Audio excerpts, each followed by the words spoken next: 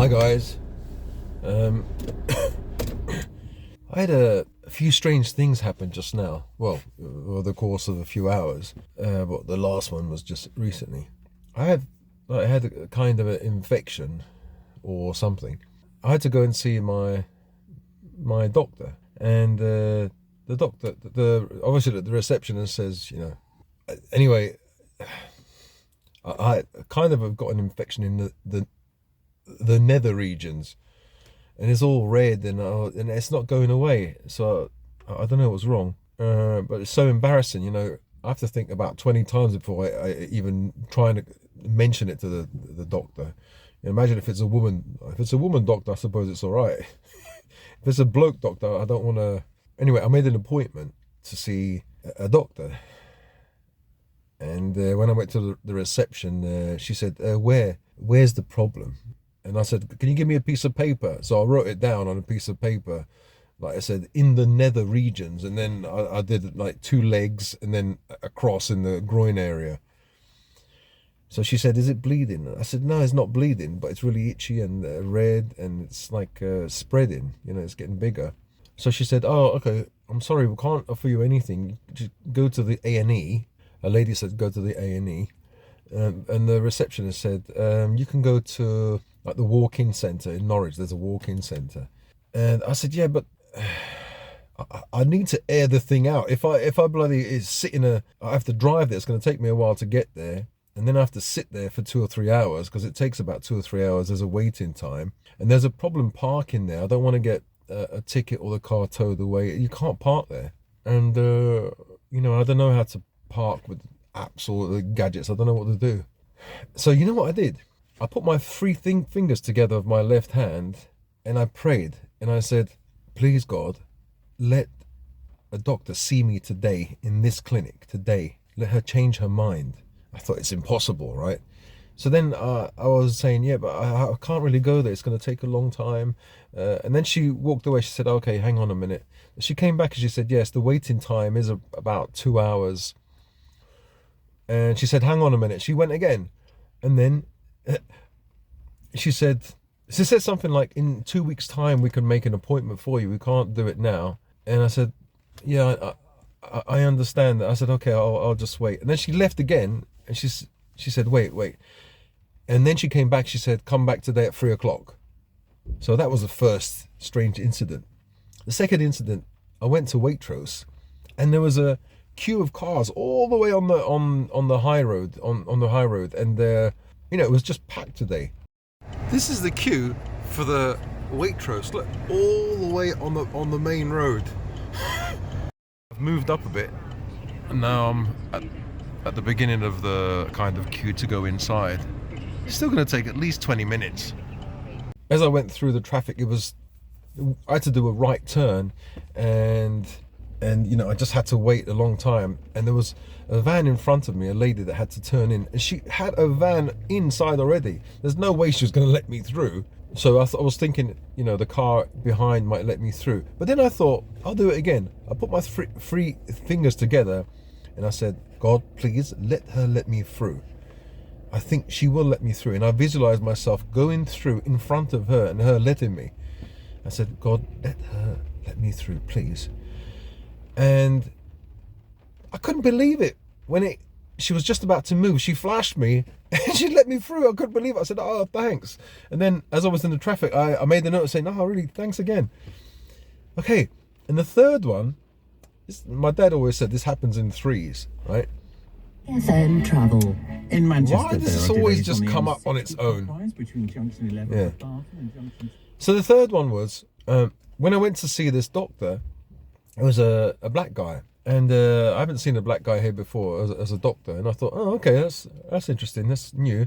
And he was really nice.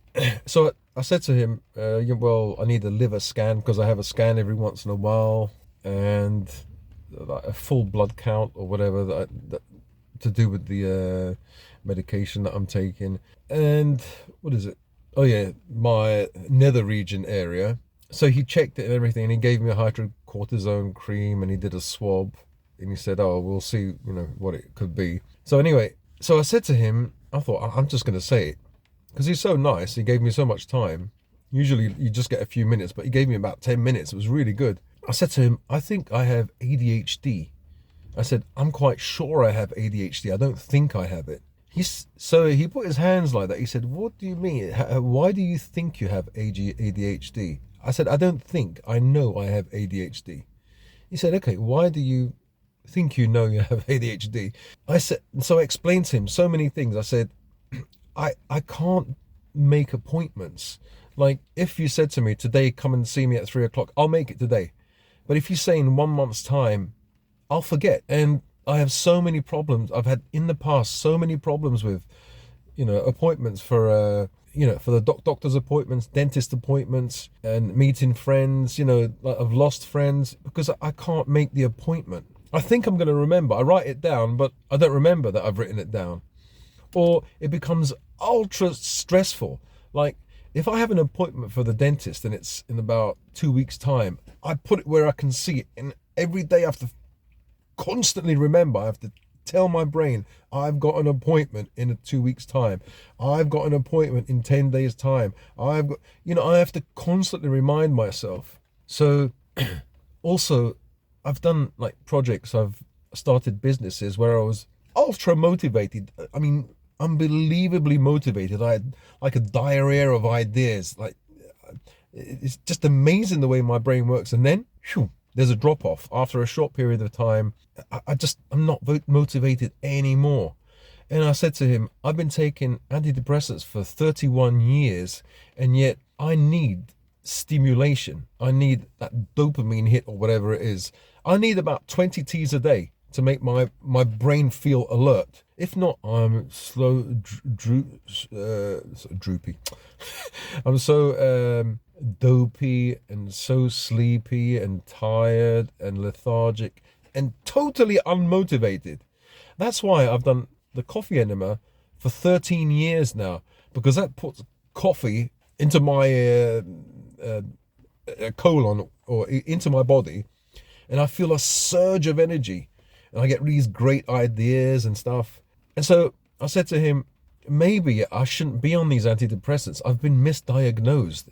And I've been taking antidepressants for 31 years. I didn't have depression. Yes, I had anxiety. I had some depression. But depression and anxiety didn't come first. This thing came first. And I said, as a child, I always knew I was different. But I couldn't explain it. I thought, I'm just weird. I'm strange. I said to him, when I was 13, I was doing quite well. And people always said I was intelligent. And I thought, oh, okay, I must be intelligent. But there came a point when I was about 13, I remember in the span of 6 months, from being top of the maths class, I was top in a test, to not even being selected for an exam. So I went from top to bottom. That's because we started to learn other things like algebra or fractions, things that I had to really think about and I was bored with. Before, they were easy. And then when things started to get a little bit difficult, I couldn't cope. But also there were other factors. At that time, there was no internet, like, I don't know, in the 1980s, no internet.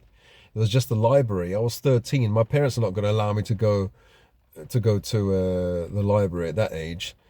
My Sicilian parents. Also, they didn't understand English very well, so they couldn't help me with any textbooks. I had to do it all on my own, and I couldn't do it on my own. Now I realize why I couldn't do it on my own. It wasn't because I was lazy. I just knew there was something wrong. Why can't I do it? And so then I started to be really, really good at art, because art, you don't need that left side of your brain, that analytical part. You don't have to think. You don't have to study. It's just there. If you've got talent, it's there, and you just do the thing. You just paint or draw or squiggle, doodle, whatever you do. It's there. It's a talent that's inside you. You don't use that part of the brain where you have to figure things out. And it's not boring. It's actually it absorbs me, or it absorbed me, and I was really good at it. I always feel, as I was growing up, I told him, I know it sounds really selfish, really prideful. As a Christian, I shouldn't really think like this, but I always thought I was better than people.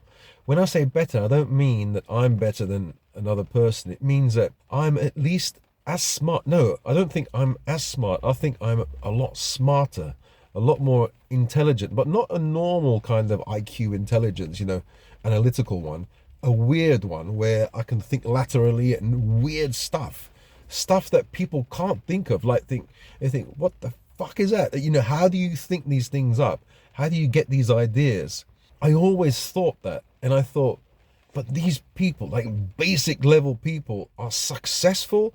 They're married. They've got loads of money, and somehow I think I'm smarter than them, or in some way, like more intelligent or weirder or whatever. Not a genius, but kind of.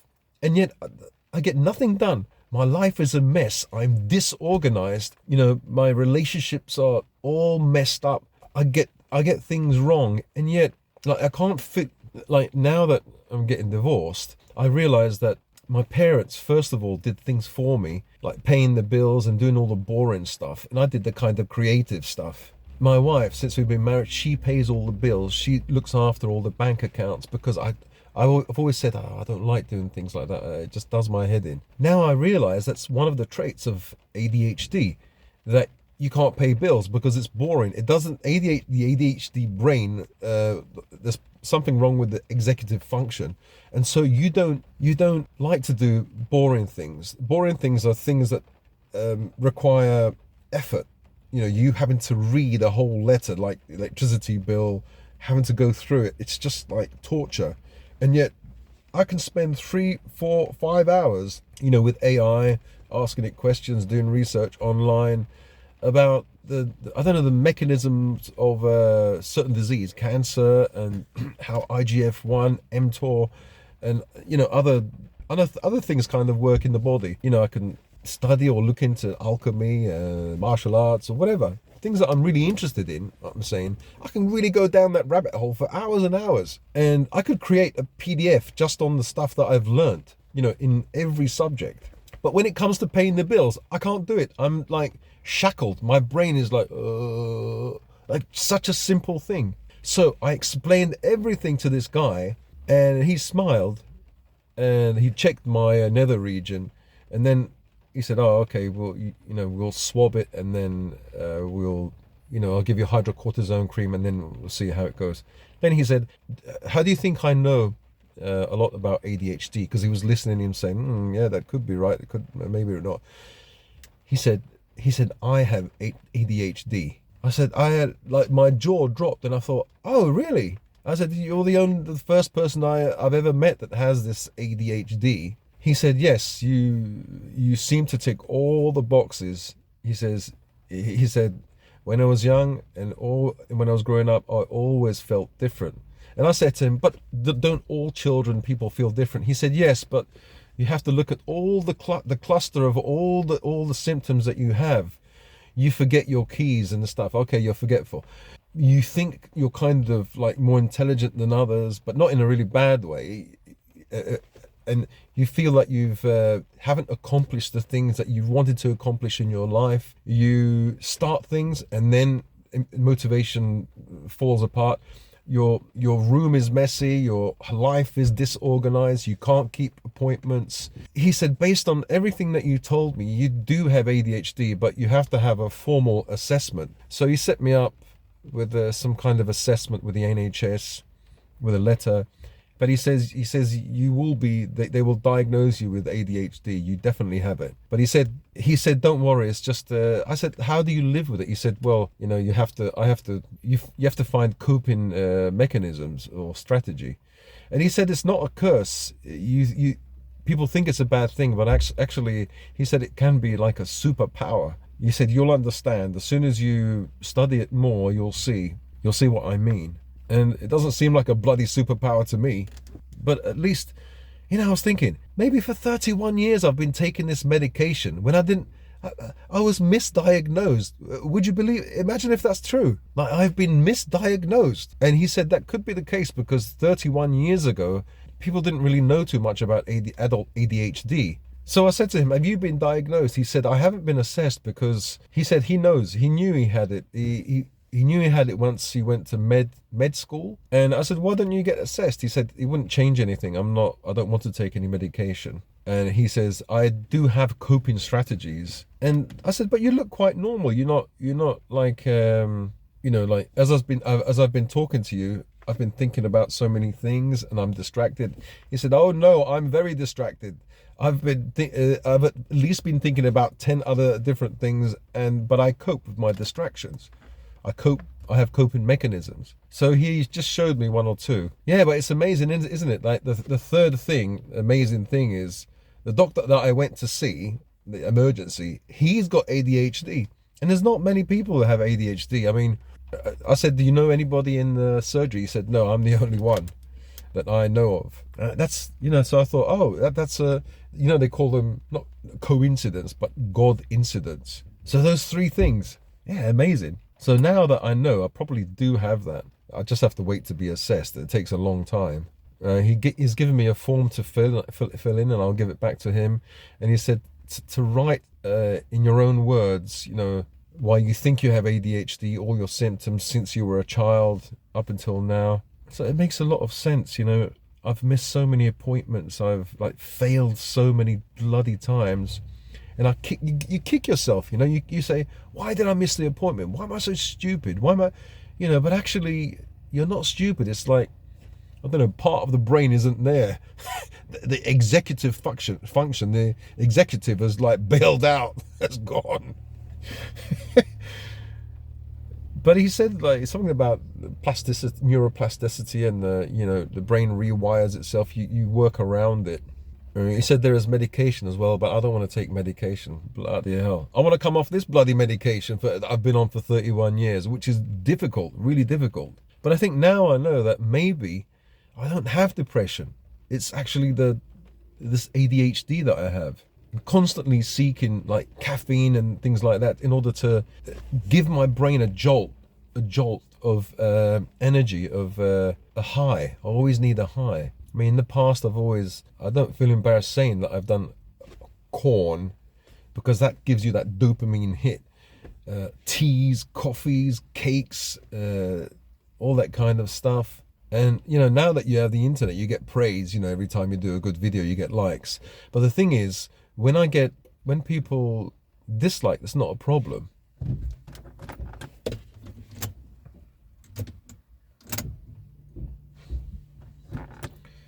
When people say, when they troll and they say bad words, it's really, really painful.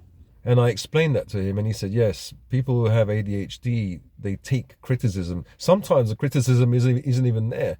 They're hypersensitive to a potential criticism. So I'm thinking, oh, bloody hell.